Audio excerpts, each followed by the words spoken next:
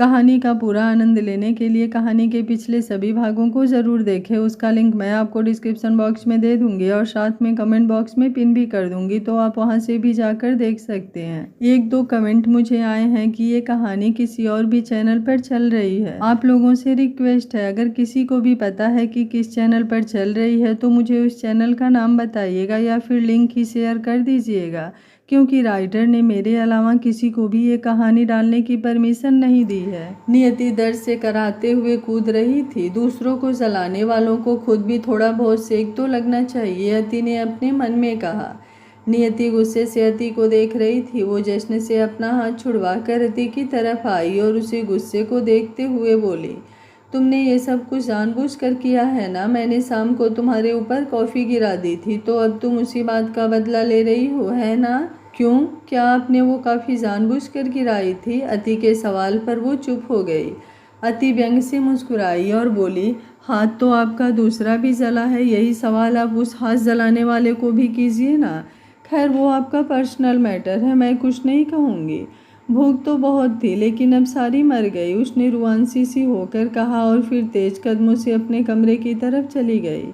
उसके जाने के बाद नियति पलटी और जश्न की तरफ देखते हुए बोली, देखा आपने उसने मुझसे कैसे बात की? आप कैसे बर्दाश्त कर सकते हैं ये सब? आप तो किसी को मुझसे ऊंची आवाज़ में बात नहीं करने देते थे। अति की आंखों में नमी देखकर जश्न पहले ही तड़प रहा था, ऊपर से नियति की बातों ने उसके दिल में जल रही आग में घी डाल दिया। वो उसकी तरफ देखे बिना ही बोला, अगर किसी पर बेतुके इल्ज़ाम लगाओगी तो यही होगा। हाथ जल गया है तुम्हारा, हाथ के साथ साथ दिमाग को भी थोड़ी शांति दो, वरना वो भी जलकर राख हो जाएगा। इतना कहकर वो घर से बाहर चला गया। अति अपने कमरे में आई और दरवाज़ा बंद कर औंधे मुँह बिस्तर पर लेट गई। उसे रोना आ रहा था अपनी किस्मत पर कि वो क्यों ऐसी परिस्थिति में फंस गई जहाँ पर वो चाहकर भी कुछ नहीं कर सकती। जितना मर्जी वो खुद को समझा ले, लेकिन वो नहीं देख पा रही थी जश्न को नियति के साथ। दिल जल रहा था उसका। थोड़ी देर बाहर बिताने के बाद जश्न वापस अपने कमरे में आ गया। नियति भी कमरे में आ चुकी थी और अलमारी में से अपना कुछ सामान देख रही थी। उसने अपनी अलमारी में से एक नाइट सूट निकाला और बाथरूम की तरफ जाने लगी, लेकिन उसे वो कपड़े ले जाते हुए देखा तो उसने रोका और बोला, ये कपड़े नहीं पहनोगी तुम? क्यों, इन कपड़ों को क्या हुआ? नियति ने चौंकते हुए पूछा तो जश्न ने उसके हाथों से वो कपड़े लिए और बोला, तुम्हारे ये कपड़े हमने हमारी शादी के वक्त लिए थे, लेकिन फिर तुम मुझसे दूर चली गई तो कभी इन कपड़ों को पहन ही नहीं पाई, और अब मैं नहीं चाहता कि तुम इन कपड़ों को पहनो। हम अपनी नई जिंदगी की नई शुरुआत कर रहे हैं तो सब कुछ नया होना चाहिए, जश्न ने कहा तो नियति हैरानी से उसे देखती रही। तब तक जश्न ने अपने फ़ोन से किसी को फ़ोन किया और 5 मिनट के अंदर ही एक सर्वेंट ने आकर उसे 2 बड़े बड़े बैग लाकर पकड़ा दिए।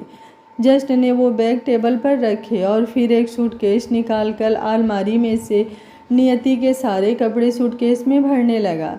ये सारे कपड़े आप इस तरह सूटकेस में क्यों डाल रहे हैं? ये सारा सामान आप किसी को दे रहे हैं क्या? अति ने परेशान होते हुए पूछा। तुम्हारे लिए नया सामान आ गया ना, तो पुराने सामान का मैं क्या करूँगा ये जानना तुम्हारे लिए ज़रूरी नहीं है, पर आप ऐसा कैसे कर सकते हैं? उसकी बात सुनकर जश्न रुका और उसे देखते हुए बोला, क्यों नहीं कर सकता? ये सब मैंने तुम्हें दिया था और अब मैं नहीं चाहता तुम इन्हें पहनो, और अब मैं इन्हें चाहे आग लगाऊं या किसी नदी में बहाऊं, मेरी मर्जी।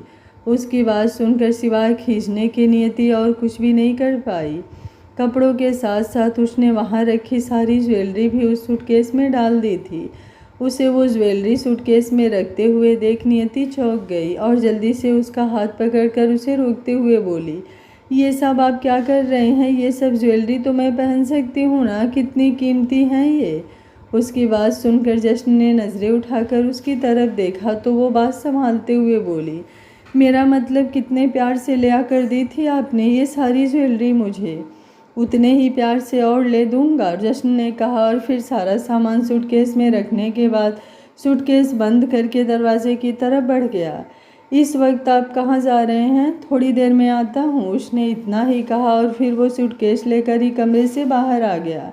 नियति बस हैरानी से उसे जाते हुए देखती रह गई। उस ज्वेलरी को खुद से दूर जाते देख उसे बिल्कुल अच्छा नहीं लग रहा था। लेकिन वो कुछ भी नहीं कह सकती थी। जश्न ने वो सूटकेस गाड़ी में रखवाए और फिर शेखावत मेंशन से निकल गया। थोड़ी देर में ही वो एक सुनसान रास्ते पर था। उसने वो सारा सामान बाहर निकाला और फिर उन्हें एकटक देखने लगा। मेरा मन तो करता है ऊपर से लेकर नीचे तक तुम्हें हीरे मोतियों से भर दूँ। जश्न सिंह शेखावत की बीवी हो तुम, गहने तुम्हारी नहीं बल्कि तुम गहनों की शोभा बढ़ा देती हो। वैसे तो हर रंग जचता है तुम पर, लेकिन जब लाल रंग पहनती हो तो कयामत लगती हो। तुम्हारी खूबसूरती का कोई तोड़ नहीं, लेकिन जब ये हरा रंग पहनती हो तो खूबसूरत शब्द को भी खुद पर गुमान होने लगता है। उन सारे सामान को देखते देखते ही, ये सारी बातें सोचते हुए उसकी आंखों में आंसू आ गए थे। बात ये नहीं कि तुमसे प्यार बहुत है, बात तो ये है कि तुमसे प्यार किया बहुत था। तुम्हारे दिए धोखे से नहीं जलता दिल, खुद का ही प्यार काफ़ी है खुद को तड़पाने के लिए। उसने अपनी जेब में से लाइटर निकाला और उस खुले हुए सूटकेस पर फेंक दिया। देखते ही देखते पूरा सामान जलकर राख हो गया, जिसमें लाखों के कपड़े और करोड़ों के गहने शामिल थे। तुम्हें लगा तुम मेरी ज़िंदगी का एक किस्सा बनोगी, पर मेरी जान, जश्न सिंह शेखावत लोगों को अपनी ज़िंदगी का किस्सा नहीं बनाता, खुद उनकी ज़िंदगी की कहानी लिखता है। इतना कहकर वो अपनी गाड़ी में बैठा और वापस घर के लिए गाड़ी सड़क पर दौड़ा दी। 15 मिनट के अंदर ही वो वापस घर पर पहुंच गया था। वो सबसे पहले अपने कमरे में आया, जहां नियति बेड पर सो रही थी। उसे कुछ पल देखने के बाद जश्न भी दूसरी तरफ जाकर लेट गया और अपनी आंखें बंद कर ली। थोड़ी देर बाद नियति ने अपनी आंखें खोली और जश्न की तरफ देखने लगी। उसे सोते हुए देखकर उसने राहत की सांस ली और दबे पैर कमरे से बाहर निकल गई। उसके जाते ही जश्न ने भी अपनी आंखें खोली और अपने बगल वाली जगह को देखकर मुस्कुराने लगा। वो भी अपनी जगह से उठा और अपने कमरे में ही बनी एक दीवार की तरफ गया, जहाँ पर बहुत बड़ा कांच लगा था। उसने उस कांच को ऊपर से लेकर नीचे तक छुआ तो वो कांच किसी दरवाजे की तरह पूरा खुल गया। दरवाजे के खुलते ही जश्न के चेहरे की मुस्कुराहट और भी ज़्यादा लंबी हो गई, क्योंकि सामने उसे पलंग पर सोती हुई अति दिखाई दे रही थी। ये रास्ता उसके कमरे से अति के कमरे के बीच का खुफिया रास्ता था, जिसके बारे में उसके अलावा और कोई नहीं जानता था, ना ही अति और ना ही नियति। उस दरवाजे को फिर से बंद कर वो धीमे धीमे कदमों से अति के पास आया और उसे पलट कर सीधा करने के बाद उसके चेहरे की तरफ देखने लगा। उसके गालों पर छपे आंसुओं के निशान बता रहे थे कि वो रोते रोते ही सो गई। उसने उसे खींचकर तकिए पर लिटाया और फिर खुद भी उसके बगल में आकर लेट गया।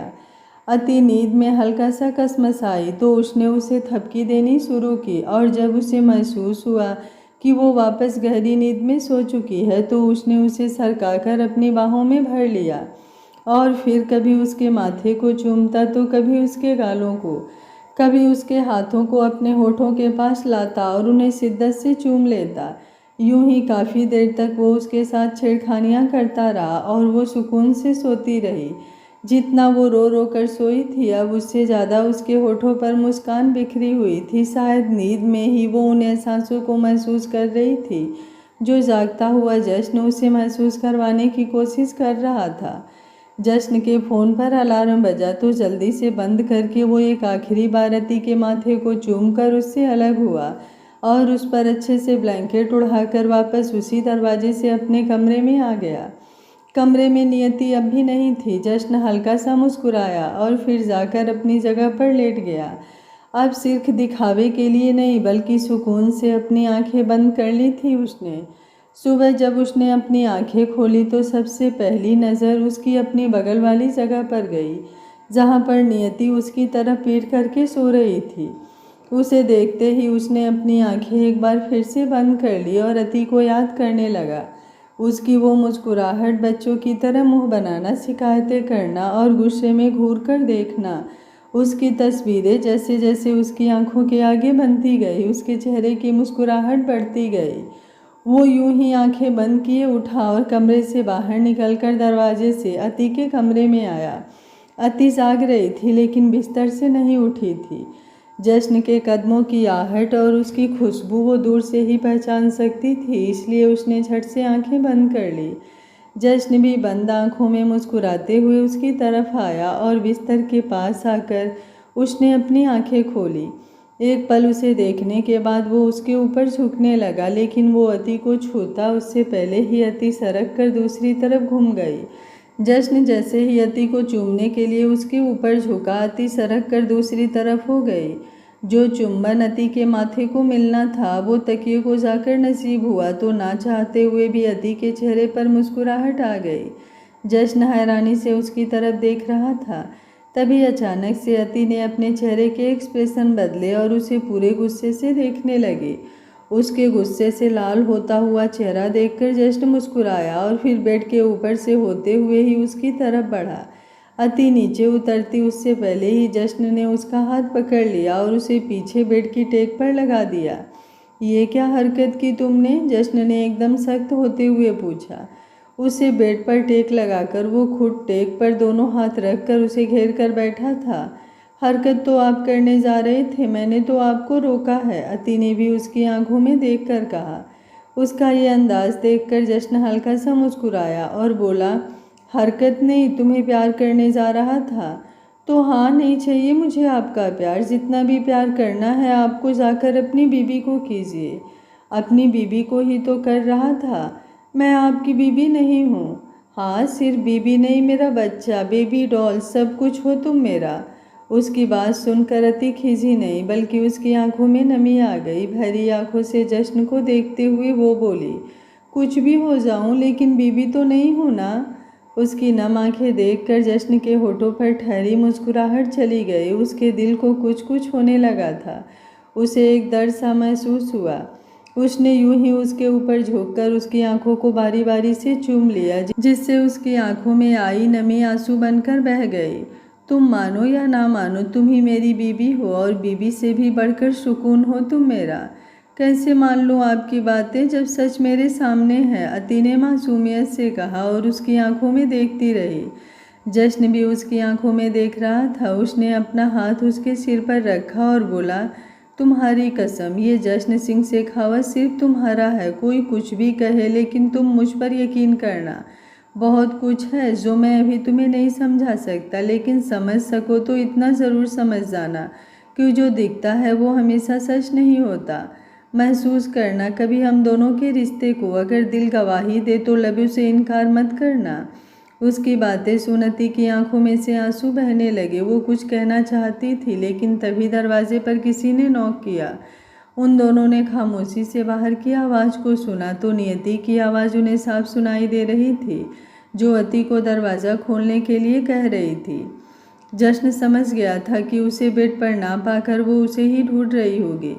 अति की सांसें अटकने लगी। जश्न का इस तरह उसके कमरे में होना मतलब फिर से चार बातें बनेंगी और उंगली उस पर ही उठेगी। ये सोचकर फिर से वो परेशान होने लगी थी।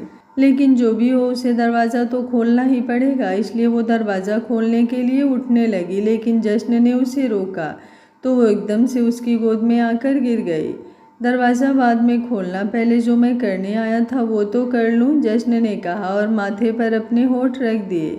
अति मासूमियत और प्यार भरी नज़रों से उसे देखती रही। जाओ, जाकर दरवाज़ा खोल दो। लेकिन आप ना जाने उसे एक डर भी था। वो नहीं चाहती थी कि नियति उन दोनों को एक साथ देखे। जश्न ने उसके गाल पर अपना हाथ रखा और बोला, कहा ना बच्चे, जाकर दरवाज़ा खोलो, बाकी सब मैं देख लूँगा। उसकी बात सुनकर अति धीमे धीमे कदमों से दरवाजे की तरफ बढ़ी और जाकर दरवाज़ा खोल दिया। नियति दरवाजे पर खड़ी उसे घूरकर देखने लगी और बिना कोई शब्द कहे या वार्निंग दिए सीधा कमरे में अंदर आ गई। उसके पीछे रागिनी और मनीषा भी अंदर आई। नियति ने कमरे के अंदर आकर सब जगह अपनी नज़र दौड़ाई, लेकिन जिसे वो ढूंढना चाह रही थी वो शख्स उसे अंदर कहीं नहीं मिला। अति भी डरते डरते उसके पीछे पीछे अंदर आई, लेकिन जब जश्न उसे कहीं भी दिखाई नहीं दिया तो वो हैरान रह गई। जश्न जी कहाँ हैं? नियति ने चीखते हुए पूछा। जहाँ उन्हें होना चाहिए, अति बिल्कुल आराम से बोली, लेकिन उसकी खुद की नज़रें फिलहाल जश्न को ढूंढ रही थीं। उसकी बात सुनकर नियति व्यंग से मुस्कुराई और बोली, स्मार्ट बनने की कोशिश कर रही हो? कोशिश तो आप कर रही हैं उन्हें यहाँ ढूंढने की जो यहाँ है ही नहीं, पर कमाल की बात है एक पत्नी होते हुए भी आपको आपके पति का ठिकाना नहीं पता और आपको मुझसे पूछना पड़ रहा है। पर अफसोस मैं उन्हें ढूंढने में आपकी कोई मदद नहीं कर सकती, अति ने व्यंग से कहा। आप इसकी बातों पर ध्यान मत दीजिए, रुकिए, जश्न जी को मैं ढूंढती हूँ, मनीषा ने कहा और पर्दों के पीछे देखने लगी। देखा, आपको मेरी मदद की तो ज़रूरत ही नहीं है, आप अपनी हेल्पर तो साथ ही लाई हैं, अति ने मनीषा और रागिनी जी दोनों की तरफ देखकर कहा। अपनी बकवास बंद करो, रागिनी जी भी ऊंची आवाज़ में बोली। अति की बात सुनकर नियति का गुस्सा और भी ज़्यादा बढ़ गया और वो बाथरूम की तरफ बढ़ गई। अति की सांसें फिर से सूखने लगी थीं। ये बंदा आसपास हो तो भी मेरी सांसें अटका देता है और ना हो तो भी चैन से सांस नहीं लेने देता, अति ने मन ही मन कहा। मैंने कहा ना जश्न जी यहाँ नहीं है, आप मानती क्यों नहीं, अति ने जल्दी से कहा। लेकिन नियति को यूं ही बाथरूम से बाहर आते देख उसके होश बिल्कुल उड़ गए। आखिर ये आदमी गया कहाँ, हवा में फुर हो गया या धरती के अंदर कहीं फैल गया। आप यूं ही मुझ पर शक कर रही हैं, मैं सच में नहीं जानती जश्न जी कहाँ हैं। मेरे सामने भोली बनने की कोशिश मत करो, मैं जानती हूँ तुम जैसी लड़कियों को। तुम जैसी लड़कियों से तुम्हारा क्या मतलब है, जश्न की आवाज़ कमरे के दरवाजे पर गूंजी तो सबने पलटकर उस तरफ देखा। उसे दरवाजे पर देखकर सबकी आंखें बड़ी हो चुकी थी। कहाँ थे आप, आपको पता है मैं कब से आपको ढूंढ रही थी। नियति जल्दी से जश्न की तरफ बढ़ी और उसके गले से लग गई। उसे यूं जश्न के गले से लगते देख अति ने अपनी नज़रें झुका ली। उसके चेहरे पर मायूसी उतर आई थी। जश्न ने नियति को बाजुओं से पकड़कर उसे खुद से दूर किया और बोला, मैं कब कहाँ हूँ ये जानना तुम्हारे लिए ज़रूरी नहीं, पर तुम मुझे ये बताओ कि तुम जैसी लड़की से तुम्हारा क्या मतलब था। आप मुझे गलत समझ रहे हैं, मैं बस आपको ढूंढ रही थी, नियति ने कहा और फिर से उसके गले को लगने को हुई। लेकिन जश्न ने इस बार हाथ दिखाकर उसे खुद से दूर किया और बोला, पैर मेरे घर मेरे, मुझे कहाँ जाना है कहाँ नहीं मेरी मर्जी, तुम खुद पर ध्यान दो और खुद से ज़्यादा अपनी ज़ुबान पर। इतना कहकर वो कमरे से बाहर चला गया।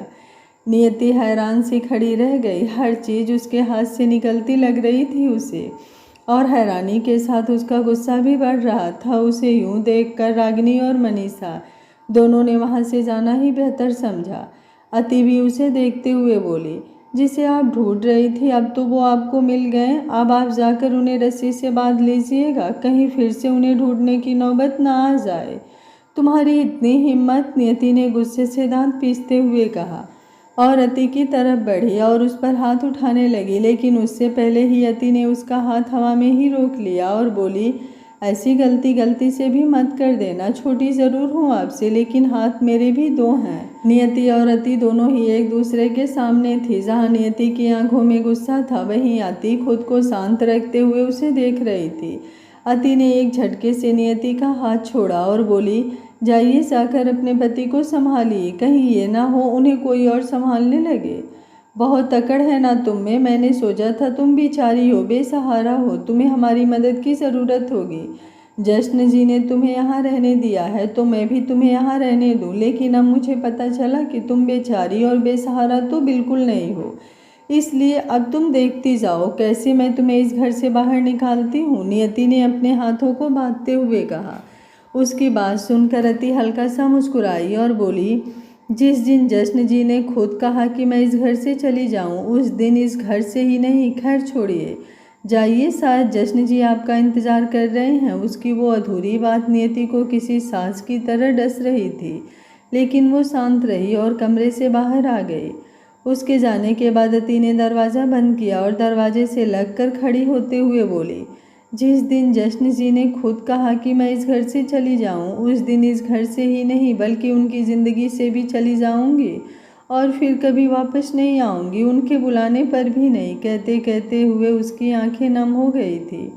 नियति वापस कमरे में आई तो जश्न बाथरूम से नहाकर बाहर आया और अभी टॉवेल में ही था। उसने कपड़े पहनने शुरू किए तो नियति जल्दी से उसके पास आई और उसको उसके कपड़े पहनाने लगी। आप नाराज़ हैं मुझसे? अगर तुम्हें लग रहा है तो शायद हाँ, और नहीं लग रहा है तो फिर शायद ना, जश्न ने जवाब दिया और उसके हाथों में पकड़े हुए कपड़े छोड़कर अलमारी में से दूसरे कपड़े निकालने लगा। उसे यूं खुद को नज़रअंदाज करते देख नियति को गुस्सा आने लगा और वो फिर से उसके करीब होकर बोली, आप उस बाहर वाली लड़की के लिए मुझसे इस तरह बात कर रहे हैं, मुझे नज़रअंदाज कर रहे हैं। पहली बात तो अति कोई बाहर वाली नहीं है, तुम्हें पहले दिन ही बताया था कि वो इस घर की सदस्य है।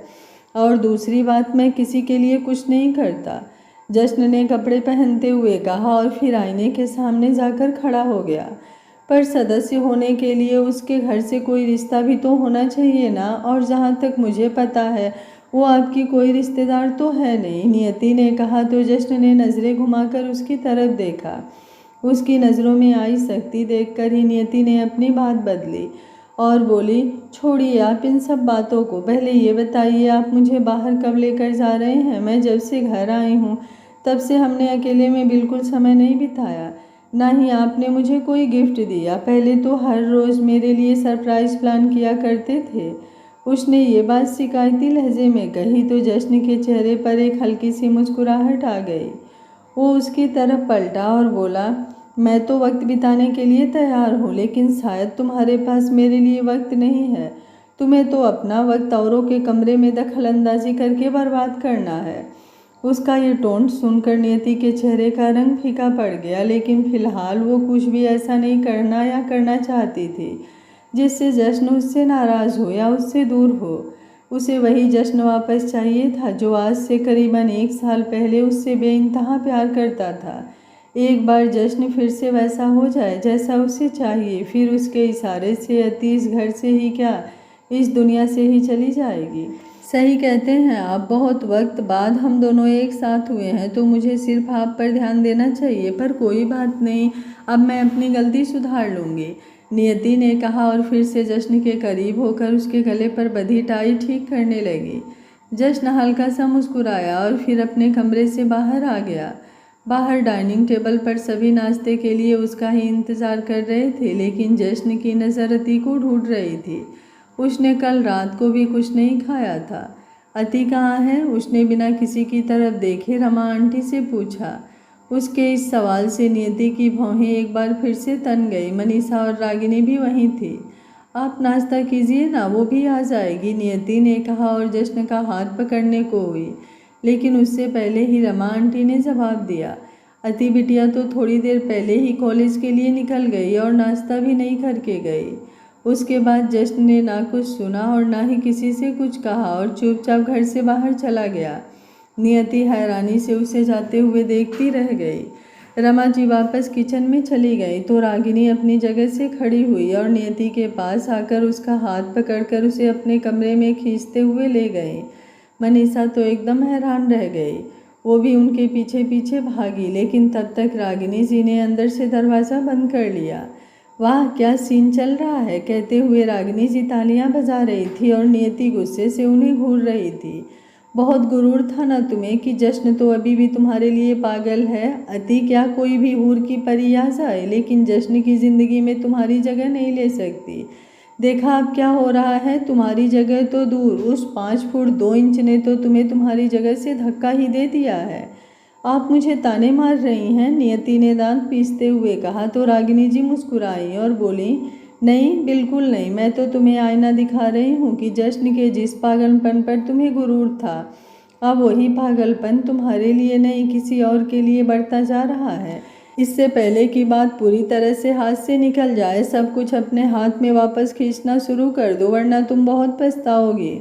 ऐसा कुछ नहीं होगा। जश्न सिंह शेखावत कल भी उस नियति के लिए पागल था और आज भी इस नियति के लिए ही पागल है, और कोई लड़की उसकी ज़िंदगी में मेरी जगह नहीं ले सकती। आपको लगता है कि सती ने मुझसे मेरी जगह छीन ली? कहते हुए वो पागलों की तरह हंसने लगी और फिर रुक कर अपने दांत पीसते हुए बोली, गलतफहमी है आपकी, जिसे मैं बहुत जल्दी दूर करूंगी। इस घर में और जश्न की ज़िंदगी में हमेशा मेरी हुकूमत रहेगी, और ये बात तब साबित होगी जब जश्न खुद उसे इस घर से धक्के मारकर बाहर निकालेगा। आप बस देखते जाइए अब ये नियति अति की नियति को कैसे बदलती है। अति की गाड़ी कॉलेज पहुंच चुकी थी, लेकिन जैसे ही वो गाड़ी से बाहर निकली एक शख्स उसके सामने आकर खड़ा हो गया, जिससे उसने अपना मुंह फेर लिया। बिना नाश्ता किए क्यों आई? मूड नहीं था मेरा, नाश्ता मूड से नहीं भूख से किया जाता है और कल से तुमने कुछ भी नहीं खाया। जश्न ने उसके गाल पर अपना हाथ रख उसका चेहरा अपनी तरफ करते हुए कहा। अति ने नज़रें घुमाकर अपने आसपास देखा, जहाँ पर सबकी नज़रें उन दोनों पर ही टिकी हुई थी। ये तो अच्छा हुआ जो वो दोनों बॉडीगार्ड से घिरे हुए थे, वरना जश्न की हरकतें भी सबको साफ दिखाई दे जाती। मेरे खाने ना खाने से आपको क्या फ़र्क पड़ता है? जाइए आप अपनी बीबी के साथ नाश्ता कीजिए, उसने नाक सिकोड़ कर कहा। तो जश्न का मन किया कि सब कुछ छोड़कर पहले वो उसका लाल होता नाक ही चूम ले। फर्क नहीं पड़ता तो यहाँ नहीं आता, चलो मेरे साथ, पहले कुछ खा लो, उसने कहा और अति का हाथ पकड़ना चाहा, लेकिन उससे पहले ही उसने उससे अपना हाथ पीछे खींच लिया और बोली, मुझे कहीं नहीं जाना, सब हमें ही देख रहे हैं, प्लीज़ आप यहाँ से चले जाइए। मैं किसी के बाप से नहीं डरता, जश्न ने बड़े एटीट्यूड से कहा, लेकिन अगले ही पल उसका सारा एटीट्यूड धरे का धरा रह गया जब अति व्यंग से मुस्कुराते हुए बोली, सुबह अपनी बीबी के डर से छूमंतर तो बड़े जल्दी हो गए थे। मतलब तुम चाहती हो जो भी हो सब सामने हो? नहीं, मैं चाहती हूँ ये लुका छिपी का खेल खत्म हो। उसकी बात सुनकर जश्न मुस्कुराया और उसके थोड़ा करीब होकर बोला, तुम्हारे चाहने वाला हूँ और तुम्हारी ही चाहत पूरी ना करूँ तो क्या खाक मेरी चाहत? इतना कहकर ही उसने अति का हाथ पकड़ लिया और उसे अपनी गाड़ी की तरफ लेकर बढ़ गया। अति कुछ कह ना सकी, एक तो जश्न की बातें और दूसरा वो कॉलेज में कोई भी इशू नहीं बनाना चाहती थी, इसलिए चुपचाप उसके साथ आगे बढ़ती रही। थोड़ी देर बाद ही वो लग्जीरियस होटल के सबसे आलीशान कमरे में थे। आप मुझे यहाँ कुछ खिलाने लाए हैं? अति ने कमरे को देखकर चौंकते हुए लेकिन व्यंग से पूछा। जश्न ने अपनी जैकेट उतारी और फिर अपनी शर्ट के ऊपरी 2 बटन खोलते हुए बोला, अगर तुम्हारा मूड कुछ और है तो वो भी हो सकता है। उसे यूं देख अति की सांसें सूखने लगी। उसका मूड तो छोड़ो, इस बंदे के मूड का कुछ पता नहीं कब क्या कर दे। क्या हुआ, मूड चेंज हो गया क्या? उसने उसके करीब बढ़ते हुए कहा। नहीं, मतलब तुम्हें करना है? हाँ, मेरा मतलब नहीं नहीं बिल्कुल नहीं। क्यों, अभी तो तुम्हारा मूड था। मैंने कब कहा मेरा मूड है? तुम्हारा मूड था तो ही तो तुम मेरे साथ यहाँ आई हो। मैं यहाँ पर आपके साथ सिर्फ खाना खाने आई थी। तो बेबी डॉल, मैं भी तो ब्रेकफास्ट करने की ही बात कर रहा हूँ। अब उसने उसके बिल्कुल करीब आकर उसे कमर से पकड़कर अपने पास खींचते हुए कहा तो वो एकदम से चौंक गई। उसकी सांसें रुकने लगी थी। धत्तेरी की, वो क्या सोच रही थी और जश्न क्या कह रहा था, ये सोचकर वो पूरी तरह से शर्म से लाल होने लगी थी। उसे यूं लाल होते देख जश्न मुस्कुराया और उसके चेहरे को अपने हाथों में थाम कर बोला, जिस मूड की बात तुम कर रही हो वो मूड तो मेरा हमेशा ही होता है, लेकिन उसके लिए अभी तुम्हें थोड़ा इंतज़ार करना होगा, क्योंकि baby doll, I want to go crazy with my women, not 17 साल की बच्ची। मैं बच्ची नहीं हूँ, अति खींच कर बोली। अभी प्रूफ करूँ? वो उसकी गर्दन पर झुकते हुए बोला। तो अति कँपती हुई चिल्लाई, हाँ हाँ, मैं हूँ बच्ची, मैं छोटी बच्ची ही हूँ मैं। जश्न रुक गया और मुस्कुराकर उसकी तरफ देखने लगा तो वो खींचते हुए बड़बड़ाई, ठरकी इंसान, सारी ठरकी तुम पर ही निकलेगी। वो भी बड़बड़ाया और फिर खाना ऑर्डर करने लगा। थोड़ी ही देर में उनका नाश्ता आ गया तो जश्न ने खुद अति को अपने हाथों से खिलाया। उसकी यही हरकतें तो अति को पसंद थी, उसका मनाना, उसका प्यार जताना, उसकी केयर करना। बस इन्हीं बातों से वो उससे दूर नहीं जाना चाहती थी। थोड़ी देर बाद दोनों होटल रूम से बाहर आए और उस गाड़ी में बैठकर कॉलेज के लिए निकल गए, जैसे अति को कॉलेज के बाहर ही ड्रॉप किया। थोड़ी देर बाद दोनों होटल रूम से बाहर आए और उस गाड़ी में बैठकर कॉलेज के लिए निकल गए। जश्न ने अति को कॉलेज के बाहर ही ड्रॉप किया और वहाँ से अपने ऑफिस में चला गया। अति अभी कॉलेज में आई तो आजकल से भी ज़्यादा घूरती हुई नज़रें उसके ऊपर थी। हर कोई लगभग उसे घूर ही रहा था और उसे घूरते हुए ही बातें भी कर रहा था। उन सबको इग्नोर कर अति अपनी क्लासेस में लगाने लगी। थोड़ी देर बाद वो फ्री हुई तो बाहर गार्डन की तरफ आ गई। तभी एक लड़की अचानक से उसके सामने आई और अपना हाथ उसकी तरफ बढ़ाते हुए बोली, हेलो, आई एम सोनिया। वो जो सुबह तुम्हारे साथ खड़े थे तुम्हारे बड़े भाई हैं? क्यों, तुम्हें भी उनकी बहन बनना है? अति बड़बड़ाते हुए बोली। मतलब? अति ने उससे हाथ मिलाया और बोली, मेरा नाम अति है। Nice to meet you. लगता है तुम इस कॉलेज में नई आई हो। आओ मैं तुम्हें अपने ग्रुप से मिलाती हूँ, उसने कहा और लगभग उसे खींचते हुए वहाँ से ले गए। हेलो गाइज, इससे मिलो, ये है हमारे कॉलेज में न्यू एडमिशन अति, सोनिया लगभग चिल्लाते हुए बोली। उनके सामने ही 5-7 लड़के लड़कियों का एक ग्रुप बैठा था। हर कोई उसे अजीब सी नज़रों से घूर रहा था, लेकिन सब ने मुस्कुराते हुए ही उससे हाय हेलो की। अति को भी वहाँ पर कुछ अच्छा नहीं लग रहा था, इसलिए वो दूर से ही सबको हाय कर वहाँ से जाने लगी। ओ हेलो, कहाँ जा रही हो? तुम्हारे सीनियर हैं हम, थोड़ी बहुत रैगिंग तो होनी चाहिए, एक लड़के ने कहा जो अभी अभी वहाँ आया था, और उसके पीछे ही 3 लड़के और 2 लड़कियाँ थीं। वो लोग कॉलेज के स्टूडेंट कम और किसी म्यूज़िक में घूमने लिए ज़्यादा आए लग रहे थे। क्यों, सीनियर हो तो कुछ भी करोगे? मुझे नहीं करना कुछ भी, अति ने बिना डरे जवाब दिया और फिर वहाँ से जाने लगी। लेकिन उस लड़के अक्षर ने उसका हाथ पकड़ा और उसे वापस खींचकर उसकी कलाई को उसकी पीठ पर लगा दिया और बोला, एटीट्यूड, वो भी अक्षर सिंघानिया के सामने। छोड़ना अक्षर, ये सुबह वाली लड़की ही है, अक्षर के पीछे खड़े लड़के लड़कियों के ग्रुप में से एक लड़के ने कहा। अति घूरते हुए उन सबको देख रही थी। दूर खड़े बॉडीगार्ड ने भी जब ये सब देखा तो जल्दी से जश्न को फ़ोन मिलाया। जश्न ने उससे फ़ोन पर कुछ कहा तो वो बॉडीगार्ड बस चुपचाप अपनी जगह पर ही खड़ा रहा। सुबह वाली हो या शाम वाली, मुझे कोई फ़र्क नहीं पड़ता, इसकी रैगिंग तो होकर ही रहेगी और इसकी रैगिंग मैं भी खुद पर्सनल करूँगा, अच्छा अति के चेहरे की तरफ देखते हुए बोला। हाथ छोड़ो मेरा, अति ने बेहद गुस्से से कहा तो अक्षर मुस्कुराया और फिर उसका हाथ छोड़ते हुए बोला, लो छोड़ दिया, लेकिन यहाँ से जाने की परमिशन तुम्हें तभी मिलेगी जब तुम मेरा दिया हुआ टास्क कंप्लीट करोगी, और तुम्हारा टास्क है कि तुम्हें मुझे किस करना होगा, वो भी मेरे लिप्स पर। उसने अपने होठों पर उंगली रख इशारा करते हुए कहा तो अति ने अपनी मुट्ठियाँ भींच ली। अक्षर के पीछे खड़े ग्रुप में से एक लड़की मोना हाई हील्स पर डगमगाते हुए आई और अक्षर के कंधे पर अपना हाथ रखते हुए बोली, तुम ऐसे कैसे कर सकते हो अच्छी बेबी, हाउ कैन यू किस हर?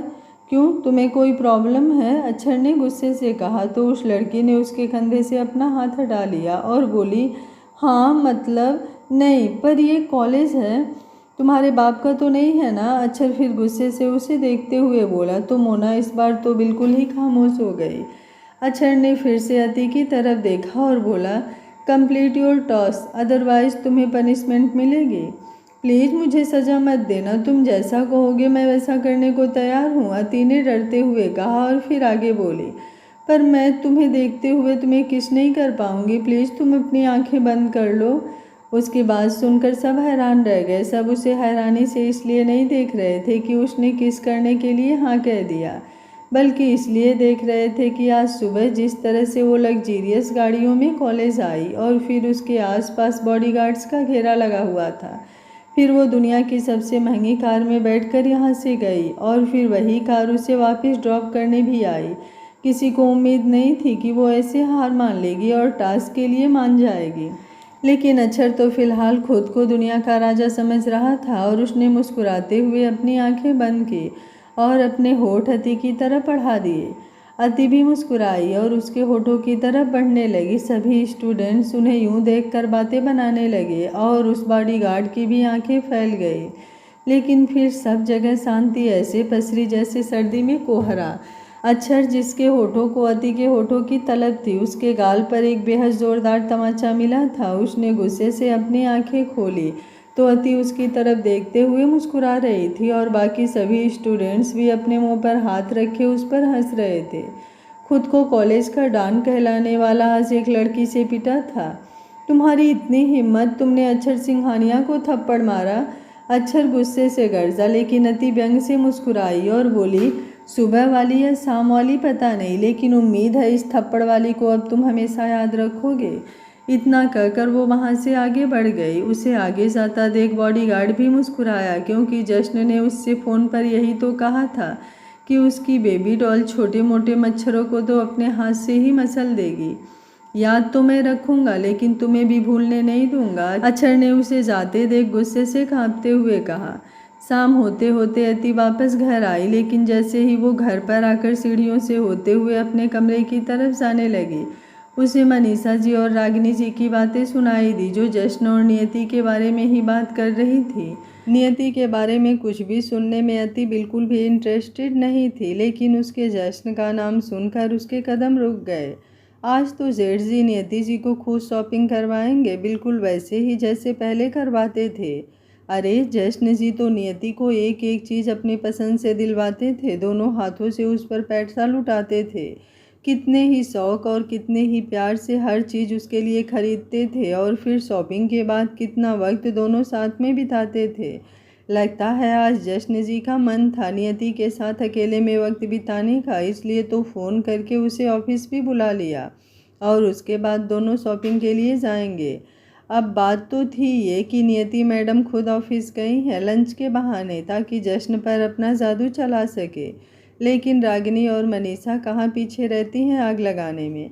उन्होंने तो लगा दी तीली और जल रही है हमारी बेचारी अति, जो पैर थके होने के कारण धीमे धीमे चल रहे थे। अब वो जल्दी से सीढ़ियों पर बढ़े और कमरे में जाकर जैसे ही दरवाज़ा जोर से बंद हुआ, रागिनी और मनीषा दोनों के चेहरे पर शैतानी मुस्कुराहट तैरने लगी।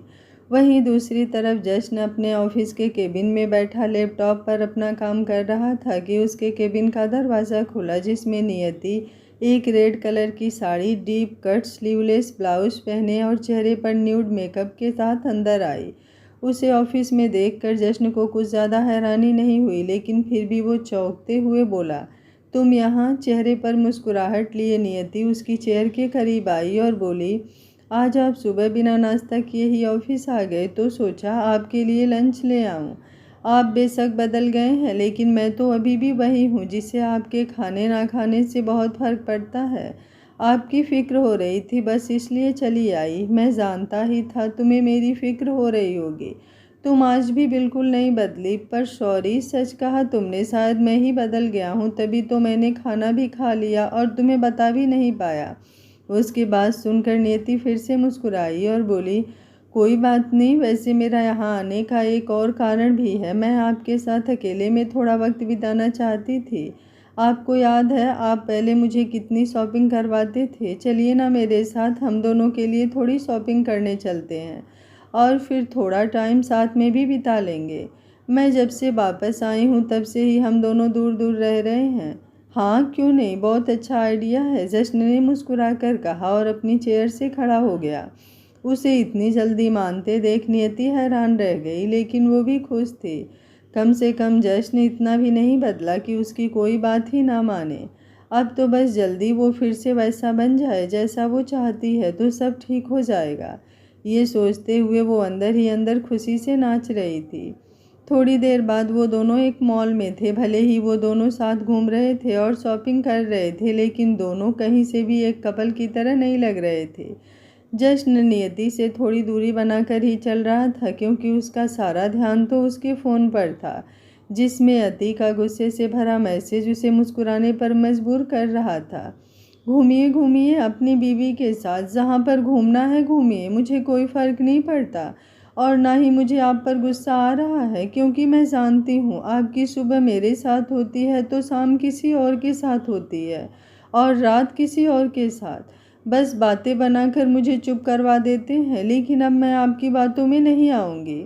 आपको जिसे जो दिलवाना है दिलाइए, जिसके साथ जितना वक्त बिताना है बिताइए, क्योंकि मैं ना ही आपका इंतज़ार कर रही हूँ और ना ही मरे जा रही हूँ आपके साथ शॉपिंग करने के लिए। हाँ नहीं तो।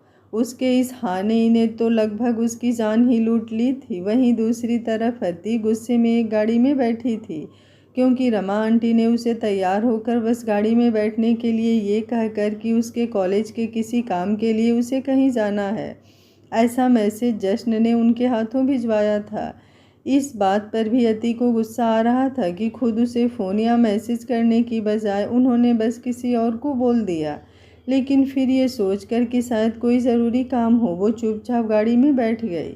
लेकिन जैसे ही गाड़ी मॉल के बाहर आकर रुकी, उसका गुस्सा और भी ज़्यादा बढ़ गया। मतलब इस बंदे को एक साथ दो बंदियों को घुमाना है और झूठ भी बोलना है।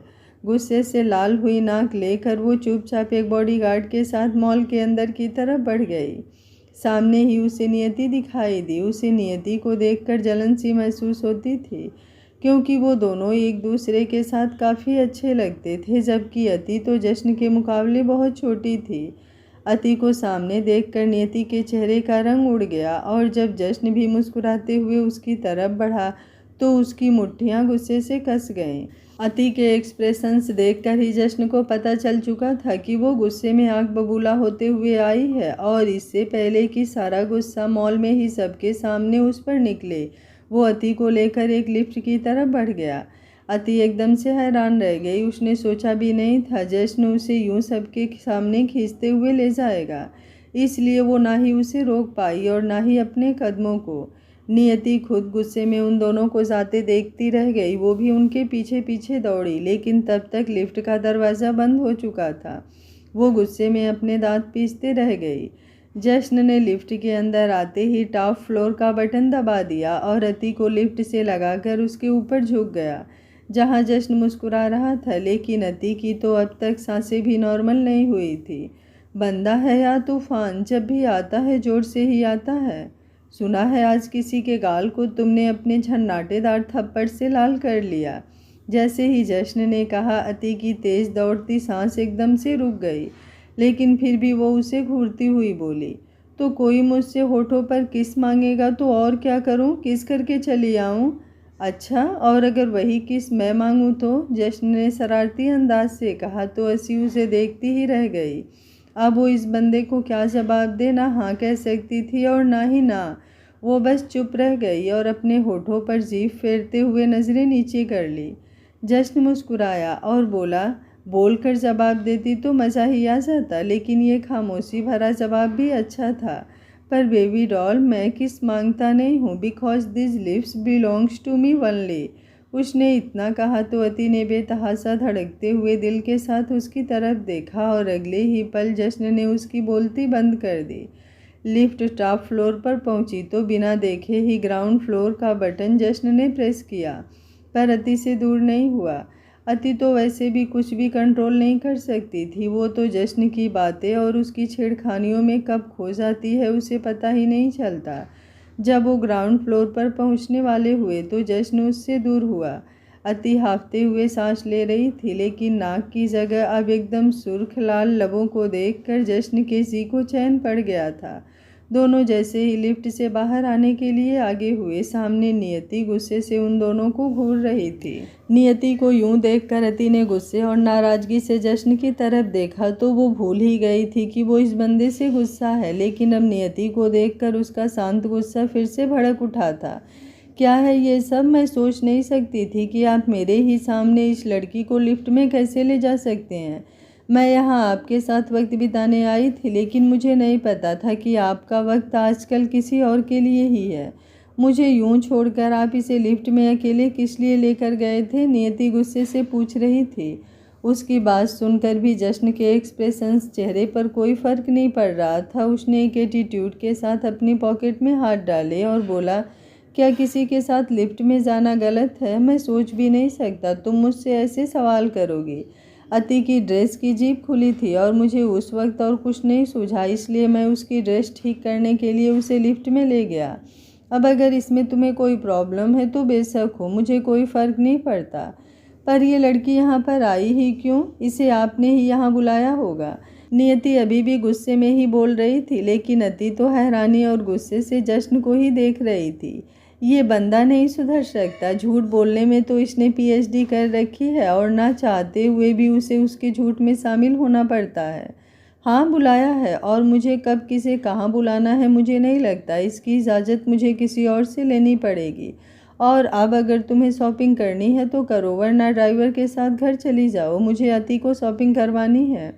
जश्न ने बिल्कुल नॉर्मल होकर कहा तो नियति हैरानी से उसे देखती रही। क्या ये वही जश्न है जो उसका दीवाना था, उसके लिए पागल था, उसके एक बोल पर दुनिया पलटने के दावे करता था? आज खुद ही अपनी बातों से पलट गया। जश्न का ये एटीट्यूड देखकर नियति अपने गुस्से पर अपना आपा खो रही थी। उसके सामने जश्न उसे नहीं अति को इम्पोर्टेंस दे रहा था। ये बात उसे बिल्कुल बर्दाश्त नहीं थी। उसने एक नज़र गुस्से से जश्न और अति की तरफ देखा और फिर पैर पटकते हुए वहाँ से चली गई। तुम बताओ, अब शॉपिंग करनी है या कुछ और मूड है? जश्न ने अब अति की तरफ देखते हुए कहा तो अति ने उसे और भी ज़्यादा गुस्से से देखा। फिलहाल तो जो हरकत आपने की है उसके बाद मुझे आपकी शक्ल भी नहीं देखनी, उसने भी गुस्से से कहा और खींचते हुए वहाँ से चली गई। उफ, तुम्हारे ये नखरे यही तो जान निकालते हैं, जश्न ने कहा और फिर उसके पीछे पीछे ही बाहर आया। अति जिस गाड़ी में आई थी वो उस गाड़ी की तरफ बढ़ी, पर जैसे ही वो अंदर बैठने लगी किसी ने अचानक से उसे अपनी गोद में उठा लिया और ज़ोर ज़ोर से हाथ पैर रत्ती मारने लगे। लेकिन जश्न को रत्ती भर भी फर्क नहीं पड़ा। वहाँ पर खड़े सभी लोग उन्हें ही देख रहे थे, लेकिन जश्न को किसी बात की परवाह नहीं थी। आप पागल हैं क्या? नहीं, पर पागलपन करना मुझे अच्छा लगता है। मुझे इसी वक्त अपनी गोद से नीचे उतारिए, अति चिल्लाते हुए बोली, लेकिन जश्न उसे लेकर आगे बढ़ गया। नहीं, बिल्कुल नहीं, तुम आई बेशक अकेली थी, लेकिन जाओगी मेरे साथ, जश्न ने कहा और उसे अपनी गोद से नीचे उतारा, क्योंकि वो दोनों उसकी गाड़ी तक पहुंच चुके थे। अति ने उड़ते हुए उसे देखा और फिर बोली, मुझे आपके साथ कहीं नहीं जाना, कहीं जाना तो दूर, मुझे आपके साथ बात भी नहीं करनी। आपसे ज़्यादा झूठा बंदा मैंने अपनी ज़िंदगी में नहीं देखा। एक तरफ आपको मेरे साथ वक्त बिताना है और दूसरी तरफ आपको नियति जी को भी नाराज़ नहीं करना है। एक तरफ आप मुझ पर हक जताते हैं, लेकिन दूसरी तरफ आपको नियति जी भी चाहिए। मुझे भी अपना कहते हैं, पर बीबी आपकी नियति जी है। आखिर चाहते क्या हैं आप? पर छोड़िए, मुझे क्या लेना देना, आप जो भी चाहें अपनी बीबी के साथ। मैं आपको रोकने वाली कौन हूँ? लेकिन कम से कम मेरे जज्बातों के साथ तो मत खेलिए। मेरी बेबी डॉल इतने बड़े बड़े शब्द बोलना सीख गई। उसका जवाब सुनकर अति खींच गई और खींचते हुए ही बोली, आपको मजाक सूझ रहा है तो तुम ही बताओ ना, तुम क्या चाहती हो? मैं अति कुछ कहने को हुई, लेकिन फिर झल्लाकर खामोश हो गई और जश्न की साइड से निकलने लगी, लेकिन जश्न ने उसका हाथ पकड़ा और उसे कार से लगा दिया। अति ने उसके चेहरे की तरफ देखा। मिस्टीरियस लुक के साथ वो हल्का हल्का मुस्कुरा रहा था। जश्न उसकी आंखों में देखते हुए बोला, मेरी बेबी डॉल जो चाहती है वो उसे बताने की ज़रूरत नहीं, क्योंकि मैं जानता हूँ उसे।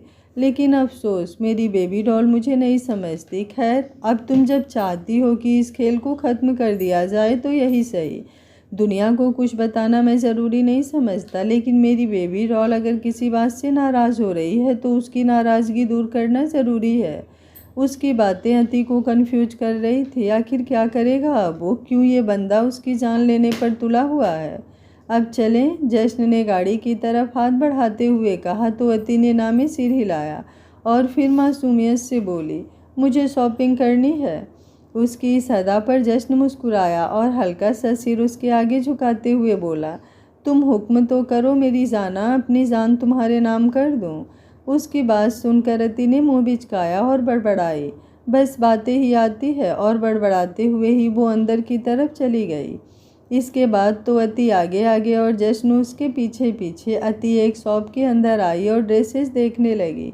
जश्न जानबूझकर उससे थोड़ी दूरी रख रहा था। अति जिस शॉप पर थी वो एक क्लोथिंग ब्रांड था जिसकी एक एक ड्रेस लाखों में थी। अति ने प्राइस टैग देखे तो एकदम हैरान रह गई। उसे यूं चौंकते देख सेल्समैन ने उससे पूछा, क्या सच में आपको कपड़े खरीदने हैं? क्यों? और मैं यहाँ तुम्हारे साथ टाइम पास करने आई हूँ, अति ने व्यंग से कहा। आपको देखकर लगता नहीं कि आप यहाँ की एक भी ड्रेस अफोर्ड कर सकती हैं, उस सेल्समैन ने कहा और हंसने लगा। उसका हंसना अति को बुरी तरह से चिढ़ा गया। वो मुंह बनाते हुए जश्न के पास गई और उससे बात करने लगी। उसे जश्न के पास जाते देखी उस सेल्समैन के चेहरे की हवाइयाँ उड़ चुकी थी, क्योंकि उसने अभी तक जश्न को यहाँ देखा ही नहीं था। मुझे अभी इसी वक्त शॉप खरीदनी है। मुझे नहीं पता, जो मर्जी कीजिए, लेकिन अभी इसी वक्त मुझे ये शॉप खरीद कर दीजिए, अति ने बिल्कुल बच्चों की तरह जिद करते हुए कहा। उसकी इस ऊटपटांग हरकत पर जश्न हैरान रह गया। वहाँ पर खड़े और दो सेल्समैन भी अब उन्हें हैरानी से देख रहे थे। एक दो कमेंट मुझे आए हैं कि ये कहानी किसी और चैनल पर भी चल रही है। आप लोगों से रिक्वेस्ट है, अगर आप लोगों को पता है कि ये कहानी किस चैनल पर चल रही है तो आप लोग मुझे उस चैनल का नाम बताइए या फिर लिंक मुझसे शेयर कीजिएगा, क्योंकि राइटर ने ये कहानी मेरे अलावा किसी को नहीं दी है। आज का पार्ट आप सभी को कैसा लगा कमेंट बॉक्स में अपनी राय ज़रूर दीजिएगा। मुझे आप सभी के कमेंट का इंतज़ार रहेगा और कल का पार्ट और भी ज़्यादा इंटरेस्टिंग होने वाला है, तो देखना बिल्कुल मत भूलिएगा। उम्मीद करती हूँ कहानी आप सभी को पसंद आ रही होगी। कहानी पसंद आ रही है तो वीडियो को लाइक, शेयर एंड चैनल को सब्सक्राइब कर लीजिएगा। Thank you for watching. मिलते हैं कहानी के अगले भाग में।